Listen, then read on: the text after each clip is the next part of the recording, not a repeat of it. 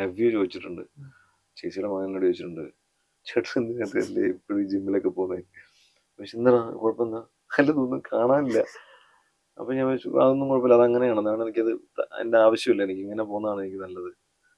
അപ്പൊ ഞാൻ ചോദിച്ചിട്ടുണ്ട്, അവര് പറയില്ലേ ചേട്ടൻ ഇനി മുതൽ ഇങ്ങോട്ട് വരരുതെന്നൊന്നും പറഞ്ഞിട്ടില്ലേ? അത്രയ്ക്ക് പുച്ഛം ഇട്ടിട്ടുണ്ട്.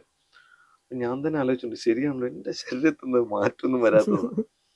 അപ്പൊ എൻ്റെ അടുത്ത് ഒരിക്കൽ ഞാനിങ്ങനെ വർക്ക്ഔട്ട് ചെയ്യുമ്പോൾ റെഗുലർ ആയിട്ട് പക്ഷേ വർക്ക്ഔട്ട് ചെയ്യുന്നത്, അപ്പൊ എൻ്റെ അടുത്ത് ഒരിക്കൽ ജയേട്ടൻ ഒരിക്കൽ നമ്മുടെ ജിമ്മിലായിരുന്നു വരുന്നത്, ആ കത്തനാറിന്റെ സമയത്ത്. ആ സമയത്ത് ചേട്ടനോട് ചോദിച്ചു, വർക്കൗട്ട് ഏതെങ്കിലും പടത്തിന് വേണ്ടിയിട്ടാണോ എന്ന് ചോദിച്ചു.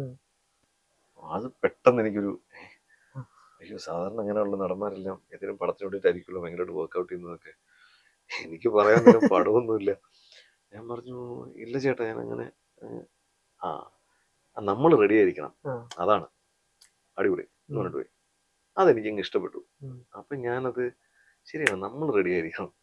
അപ്പൊ ഞാൻ ആ പ്രോസസ്സ് കണ്ടിന്യൂ ചെയ്തുകൊണ്ടേയിരുന്നപ്പോൾ എൻ്റെ ട്രെയിനറുണ്ട് ഹബീബ്. അപ്പൊ ഹബീബ് എന്നോട് പറയും, ചേട്ടാ ഡയറ്റ് ചെയ്യാം. അപ്പൊ ഞാനത് ഡയറ്റ് ഒന്നും ചെയ്യുന്നില്ല, പക്ഷെ വർക്കൗട്ട് ചെയ്തുകൊണ്ടേയിരുന്നു.